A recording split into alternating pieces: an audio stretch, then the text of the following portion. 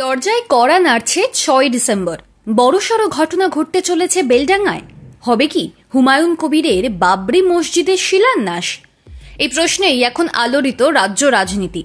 ভরতপুরের তৃণমূল বিধায়কের বিস্ফোরণ তো চলছেই, তার উপর আবার জল গড়িয়েছে কলকাতা হাইকোর্টে।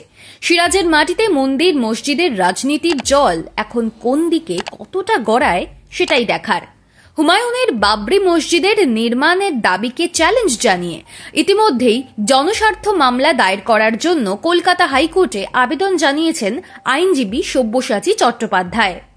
আদালতের কাছে তাঁর আর্জি সাম্প্রদায়িক সম্প্রীতি নষ্ট করে হুমায়ুনের উস্কানিমূলক মন্তব্যের বিরুদ্ধে অবিলম্বে আদালত পদক্ষেপ করুক।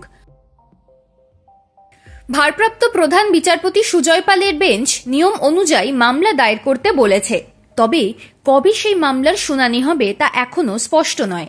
বেলডাঙ্গায় বাবরি মসজিদ নির্মাণের ব্যাপারে হুমায়ুন অনড়। তাঁর কথায় যতই প্রতিবন্ধকতা তৈরির চেষ্টা হোক না কেন, পিছিয়ে যাওয়ার কোনো প্রশ্ন নেই। ৬ ডিসেম্বর মসজিদে শিলান্যাস করা থেকে কোনো শক্তি তাকে আটকাতে পারবে না। হুমায়ুন কবির রীতিমতো চ্যালেঞ্জ ছুড়ে হুঁশিয়ারি দিয়েছেন, কেউ আক্রমণ করলে পাল্টা আক্রমণ হবে। তৃণমূল বিধায়কের এহেন মন্তব্যের পরই আইনজীবী সব্যসাচী চট্টোপাধ্যায় অবিলম্বে এই বিষয়ে আদালতকে হস্তক্ষেপ করার দাবি করেছেন। এই চাপানুতরের মধ্যেই মুর্শিদাবাদে পা রেখেছেন মুখ্যমন্ত্রী মমতা বন্দ্যোপাধ্যায়। তৃণমূল নেত্রীর উপস্থিতিতে কি জল পড়বে যাবতীয় বিতর্কের আগুনে, নাকি নতুন করে গড়ে উঠবে সংঘাতের ইমারত? তবে হুমায়ুন যেভাবে কামান দাগা জারি রেখেছেন তাতে এই আগুন সহজে নেভার নয়। যদি না অবশ্য বিদ্রোহী বিধায়ক তার ট্র্যাডিশন বজায় রেখে শেষ মুহূর্তে মিইয়ে যান। আপাতত এও অস্বীকার করা যাচ্ছে না, তিনি যুদ্ধটা দলের গণ্ডি ছাড়িয়ে দলনেত্রীর দুয়ারেই পৌঁছে দিয়েছেন। গত শুক্রবার তাঁর বিস্ফোরণের অভিঘাত একেবারে এসে পড়েছিল রেড রোডে।